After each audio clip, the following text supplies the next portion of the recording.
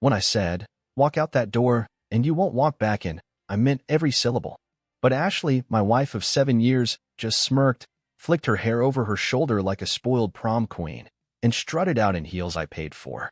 A Louis Vuitton bag swinging on her arm, packed for a weekend with her ex. Her ex. Let that word ferment for a second. I didn't scream, didn't throw a glass or beg her to stay. I stood there barefoot on the cold marble, gripping the edge of the kitchen island like it was the only thing anchoring me to reality. My jaw was locked so tight, I felt my teeth grind. "You'll regret this," I told her. She didn't even turn around. Just laughed, like I was a joke.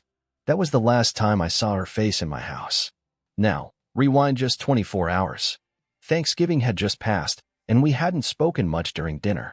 Ashley said she was tired, maybe getting the flu. She spent the night on the couch, watching a documentary, and I let it go, even though her phone never left her hand. Her eyes lit up at every notification, and she smiled the kind of smile I hadn't seen in months. She smelled different that week. Her new perfume strong, floral, almost too sweet. Her wardrobe changed too, skirts tighter, tops lower. When I mentioned it, she said, "So now I can't look good for myself?" That was Ashley lately. Always defensive. Always with that tone like I'd insulted her simply by breathing in the same room. We used to be a team. I built my marketing firm from scratch, and she was there in the early days, helping with admin work, late nights, sandwiches at my desk. But once the money came in, once the vacation started, once she saw what a platinum card could do, something in her changed. The sparkle in her eyes wasn't for me anymore. It was for what I gave her. And that sparkle reignited the day Derek came back. High school flame turned. He's just a friend now. Muscles, tattoos, fake charm that I could smell through the phone when she giggled reading his texts. He was recently divorced and suddenly helping her with a podcast idea she never had before. They'd meet, just for coffee. She even invited him to our charity gala, claimed it was for networking. I noticed the way her voice dipped when she said his name. I noticed the way she always had to step outside to answer certain calls. I knew. I think I always did. But love can be a blinding, stupid thing. And yet, I didn't confront her. Not then. Because I wanted her to think I was still in the fog. I wanted to see how far she'd go. People always tell you to get angry, to stand up and shout. But silence? That scares them more. The moment came faster than I expected. Friday morning, she walked into the kitchen in a tight beige dress that barely covered anything, sunglasses already on her head, phone glued to her palm. I asked where she was going. "Weekend yoga retreat," she said. "Don't wait up." I didn't even blink. I just leaned against the fridge, arms folded, and said, "If you walk out that door, Ashley, you're not walking back in." She paused. That was the moment. That 3-second window where she could have chosen us, chosen truth. But she didn't. She gave me that smirk, the one she used to give to strangers at bars before we were married. That, "I get what I want" smirk. She turned around, strutted to the front door, and slammed it behind her. And just like that, my house felt cleaner. Colder, but clearer. I poured myself a scotch at 10 a.m. and watched the cameras I had installed 2 weeks ago. One outside, one in the garage, one, without her knowledge, in the guest bedroom she started spending too many nights in. The camera didn't lie. She wasn't going to yoga. She was picked up in a brand new matte black Range Rover, driven by Derek. And when she leaned into him across the console and kissed him like I hadn't existed for years, I smiled for the first time in weeks. She was gone. But I was just getting started. That weekend, while Ashley vanished into her fantasy, I began mine. I wasn't going to chase. I wasn't going to cry. I was going to destroy, quietly, methodically, legally. Because when a woman spits on loyalty and a man stays calm, that man is dangerous. I opened the drawer in my home office where I had been gathering files for the last 3 weeks, bank statements, messages I'd pulled off her cloud backup, hotel receipts, even a screenshot of her booking 2 first-class tickets to Miami under a fake name, mine and hers. But the companion? It wasn't me. Derek had apparently become Liam Haynes for the trip. Amateur. The camera in the guest bedroom had caught their last meeting. The way she laughed in her robe, hair messy, no shame. She told him, he's still clueless. Thinks I'm asleep. The old fool even made me breakfast this morning. Derek laughed like a hyena. Then he touched her. The kind of touch I hadn't seen since our honeymoon. I didn't save the footage. I didn't need to. I saved the audio. I sent it to my lawyer. Now here's what most men do at this point. They fall apart. I didn't. I got sharper. I called my accountant and had him lock all shared credit cards. Froze the joint account. Changed the locks. Had her Mercedes, which I was still making payments on, towed back to the dealership. Revoked her authorized access to my business. Then, I made reservations for one. Dinner. Downtown. Italian place. Candlelight and violins and an empty seat across from me. I needed that. Closure. Until halfway through the meal, my phone buzzed. Ashley. Flight delayed. We'll be back tomorrow. Miss me yet? I stared at that message like it was a joke. Not even hiding it now. We. Her and Derek. Her new world. So I replied. Me. I hope he's worth everything. She didn't answer. Sunday evening rolled around. Rain hammered the roof like a warning. I sat in the living room with the fireplace crackling low and my divorce papers ready on the coffee table. The doorbell rang. She was soaking wet. Mascara smudged. Hair a mess. No Range Rover in sight. Just a cab behind her driving off into the dark. Aaron, she started. I didn't move. I didn't even stand. I didn't think you were serious, she said. About not letting me back in. I looked her dead in the eye. I was. She scoffed, like she couldn't believe it. Don't be dramatic. I needed space.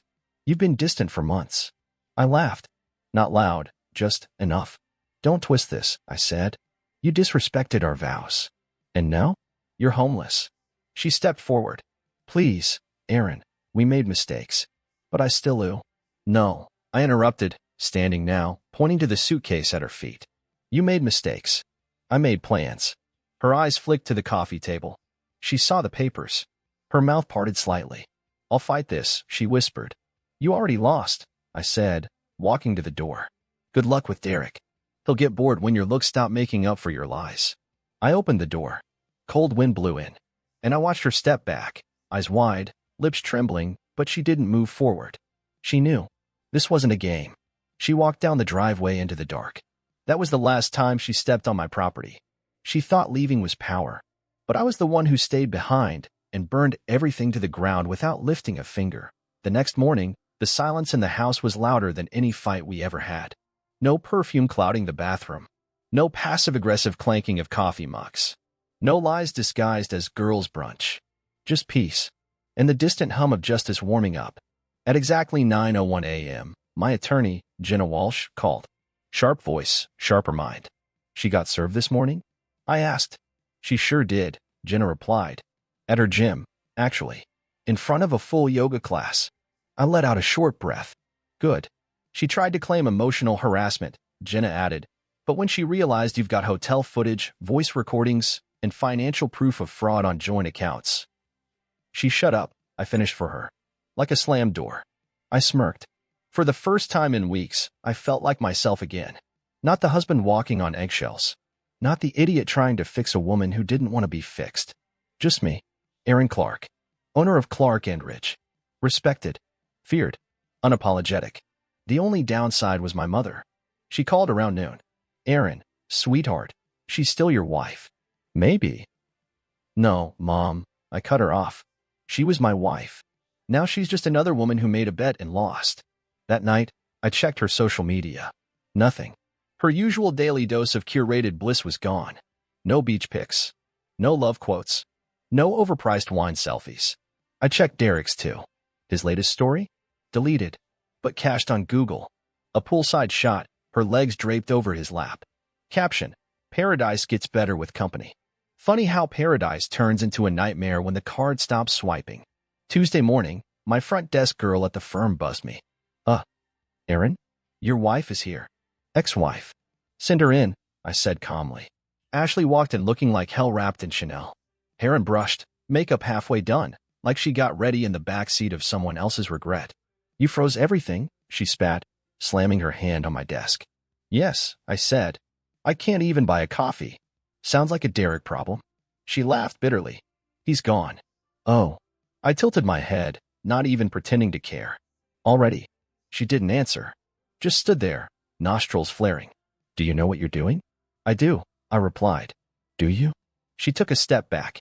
We can fix this. You lied, Ashley, I said, rising. You cheated. You disrespected me in front of my friends, my staff, your own family. And now, what? You want to patch it up because the other guy ran out of gas. She tried to cry, but the tears felt forced. They weren't the kind that come from remorse. They were the kind that come from consequences. You said I wouldn't walk back in, she whispered. But here I am. And this, I said, pointing to the office floor, isn't my home. She looked around, defeated. So that's it. I walked around the desk and opened the door. That's it. As she walked past me, I could smell the perfume again. But now, it reeked of desperation. That evening, I poured myself a glass of whiskey and scrolled through my emails. One caught my eye, an invitation to a business gala. The kind Ashley used to love. Fancy dresses, spotlights, photos. I RSVP'd for one. She chose a man who offered escape. I chose freedom. She gambled my love for a weekend of illusion.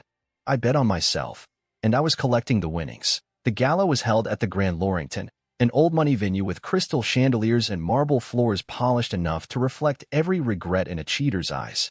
I arrived in a tailored charcoal suit, no tie, confident, clean, unburdened. The valet took my car, the doorman greeted me by name, and for the first time in years, I walked into a room without carrying someone else's weight. It didn't take long for the whispers to start. Aaron's here solo? Where's his wife? I heard she ran off with some loser. I didn't flinch. I let them talk.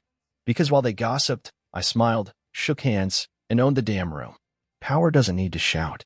It moves in silence, and tonight, I was the loudest man in that ballroom. That's when I saw her. Ashley. Across the floor. Hair curled to perfection, makeup layered like armor. Wearing the black dress, the one I bought her for our anniversary in Santorini. And on her arm? No one. Derek must have dropped her before dessert. She froze when she saw me.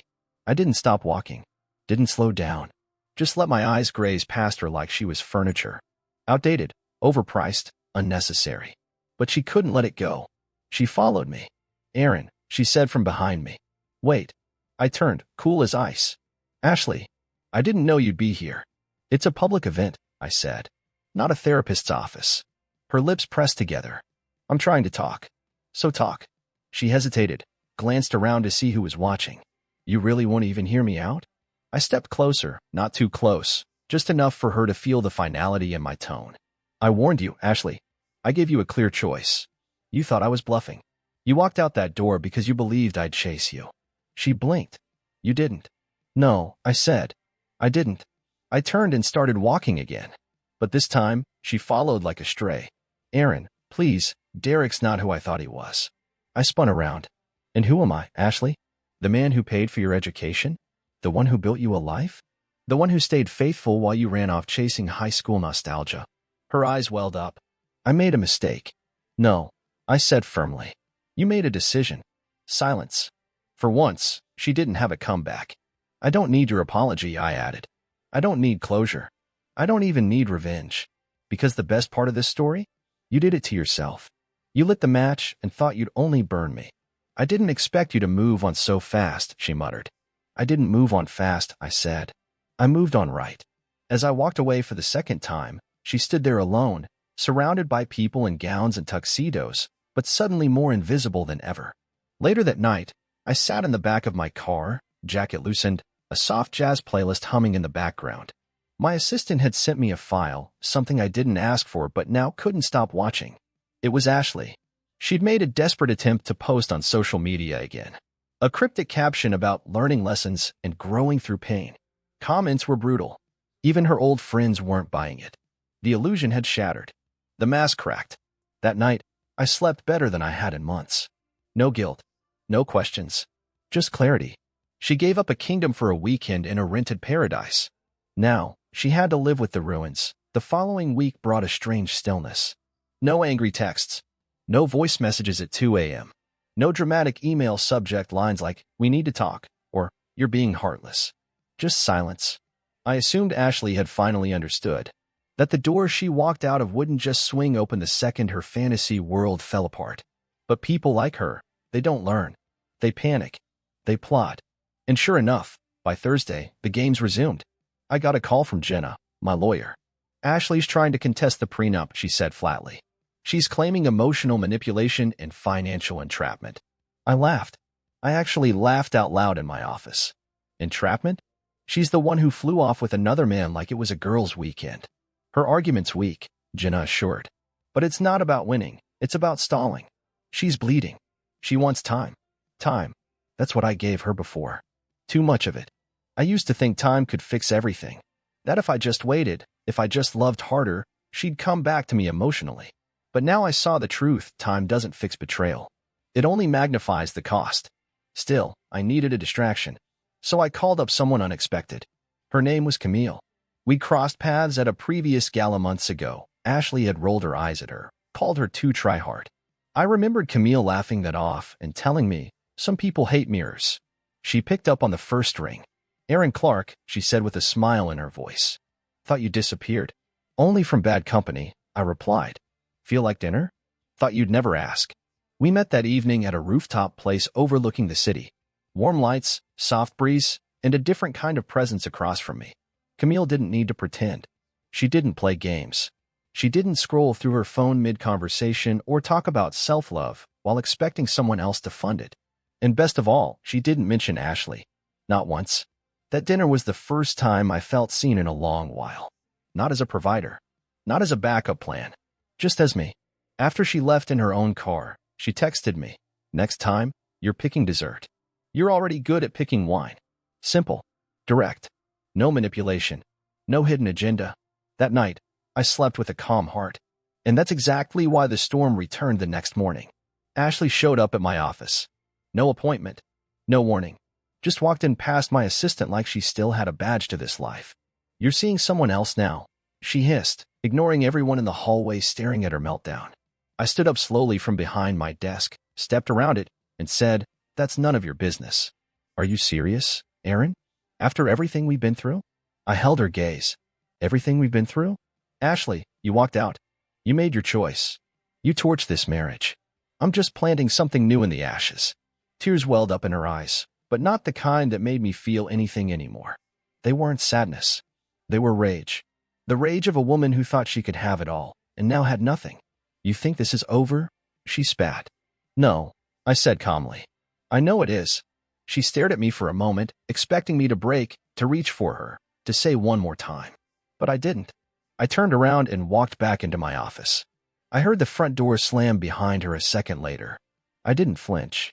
Because peace doesn't come when you get even. It comes when you no longer care if you do. The slam of the door didn't echo long. It was swallowed by the calm I'd built around me.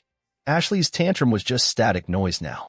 She could rage, cry, manipulate, and scream in all caps, but none of it mattered anymore. I was past the heartbreak, past the betrayal. What I felt now was something deeper, sharper, a kind of clean detachment that doesn't come from revenge, but from evolution. When a man survives betrayal, he doesn't come back the same. He either breaks, or he becomes bulletproof. I became the latter. That weekend, I flew out to Denver for a business conference. I could have sent someone in my place, but I wanted out of the city for a while. New air, new people, new eyes. Camille texted while I was boarding. "Don't forget to charm the boardroom. And maybe smile a little." I sent her a photo from my seat, smirk in place, glass of champagne raised. "Already ahead of you." The trip was smooth, productive, profitable. I closed a deal we'd been chasing for 8 months. But more than that, I felt grounded. Like the version of me before Ashley had come back, but better, less naive, more precise. It wasn't until I landed that I saw the bombshell waiting in my inbox. Subject: emergency, urgent legal notice. Ashley was suing me. Not just contesting the prenup, but accusing me of infidelity. I blinked, laughed, rubbed my temples. The irony was almost poetic. The woman who disappeared with her ex was now trying to paint me as the cheater. I called Jenna. She was already one step ahead. "We'll bury this," she said. "I've already subpoenaed the hotel footage, plus the text you saved." She's panicking. This is desperation. And she was right. That same day, Ashley tried to contact Camille. She messaged her on Instagram with a fake nicety, pretending she wanted to talk woman to woman. Camille sent me the screenshot with a single word: classy. Ashley was unraveling. Fast. And messy. The next morning, I made a choice. No more defense. No more reaction. It was time to take the wheel. I called a journalist I knew. Not for scandal. Not for revenge. But for clarity. A profile piece on Clark and Ridge was in development, something we'd planned long before this mess. But now, I made sure the narrative was mine. Clean. Strong. Clear. And Ashley? She wasn't mentioned once. Because irrelevance is the cruelest punishment of all. Days passed, then a week, and something strange happened. I didn't think about her anymore. Not when I made coffee. Not when I came home. Not when I passed the store where we used to argue about candles. She became background noise. Until one afternoon, while reviewing quarterly numbers, my assistant walked in holding a large envelope. "This came for you," hand-delivered. Inside? A letter. No name. No greeting. Just a single sentence. "I didn't believe you'd let me go." No signature. No apology. Just that. I folded it and dropped it in the shredder. Because belief has nothing to do with it. She didn't believe I'd shut the door. She didn't believe I'd heal. She didn't believe I'd rise. But I did. And when you stop needing someone to believe in you, that's when they finally do. The shredder hummed for a few seconds, then went silent, just like her. No more letters. No more threats. No more social media posts disguised as cries for attention. The storm had passed, and what was left wasn't debris. It was clarity. I spent the next few weeks reclaiming everything that once felt diluted. My mornings. My mindset. My identity. Ashley had taken up so much space in my life that even when she wasn't physically there, her absence had a weight to it. But now? It was like she'd never existed at all. Camille and I grew closer. It wasn't love, not yet. But it was honest. And that was something I hadn't had in years. We met for dinners without tension. Laughed without walking on glass. Talked without decoding each other's tone. One night over sushi, she asked, "Do you ever miss her?" I took a sip of sake before answering. "No. I miss who I thought she was. But not the real version. That woman? I don't even recognize her anymore." Camille nodded. "Then you're already ahead of most people." I appreciated that she didn't push. She never made me feel like I had to erase my past, just understand it. But peace never stays untouched, does it? One Monday morning, Jenna called. "You're not going to like this." "What now?" I asked, already feeling the familiar pressure behind my eyes. "She filed for emergency financial relief. She's claiming you're withholding funds and that she's facing emotional and financial devastation." Let me guess, Derek bailed again? She didn't list him anywhere. But there's something else. I leaned forward. "What?" "She's pregnant." My world paused. Just for a moment. Pregnant? With his child? "Is it mine?" I asked out loud, already knowing the answer. "She's claiming it could be," Jenna replied.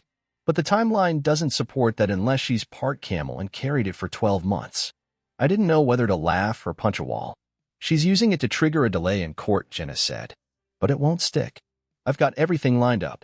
Medical records, timestamps, security footage, even the messages between her and Derek."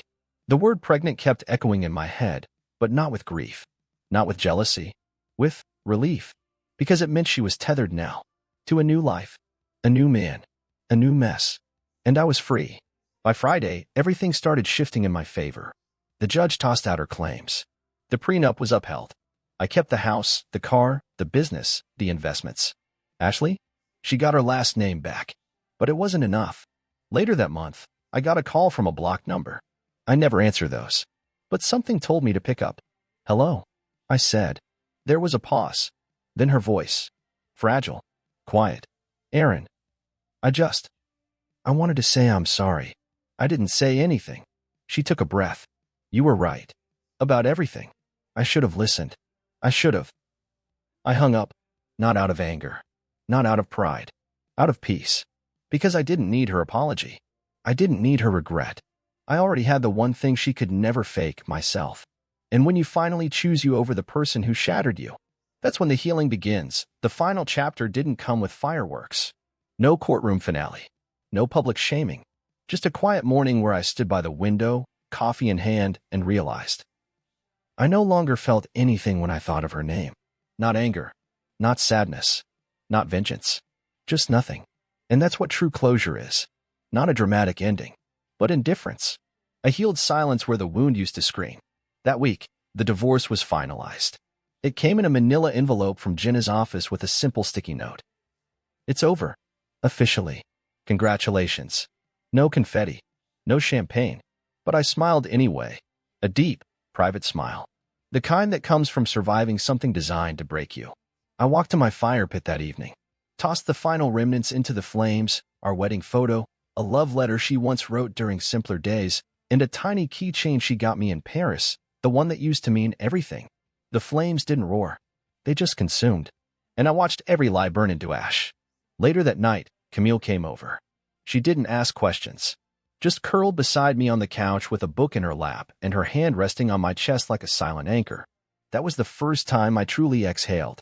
Not because someone loved me again, but because I learned to love myself. A month passed. Then two. I started traveling again, real travel, not just for work. I went to Iceland alone, stood on black sand beaches, watched the northern lights swirl over my head. And somewhere between the silence of the glaciers and the crackling fire in my rental cabin, it hit me. Ashley didn't ruin me. She revealed me. She showed me where I was bleeding, where I was bending too much, giving too much, forgiving too often, hoping too blindly. She cracked the surface and exposed everything I had neglected in the name of us. But there was no us. There was just me and the illusion. And now that the illusion was dead, I was alive. I started mentoring younger entrepreneurs, spoke at a few conferences, shared my story, not the scandal, not the gossip, but the rebirth, the rebuilding, how to come back stronger, sharper, smarter. And during one of those speeches, a young guy approached me after. Man, I just got out of something brutal. She cheated, lied, took half my stuff. I don't even know who I am anymore. I looked him dead in the eyes and said, "Good, because now you get to decide who you want to be, and no one else gets a vote." That's what I'd tell anyone now. Don't waste time trying to fix someone who's already decided to break you. Don't wait for closure from the same hands that caused your pain. And don't ever confuse staying silent with weakness. Sometimes, walking away is the loudest thing you'll ever do. Ashley? She disappeared from the headlines, from the whispers, from relevance. I heard through someone she moved 2 states over. Tried to start a coaching business. Still chasing validation like air. Still clinging to youth in a world that no longer applauds her games. But me? I'm here. Standing taller. Breathing deeper. Laughing harder. And not once have I looked back. Because when she walked out that door, she thought she was choosing freedom. But I was the one set free.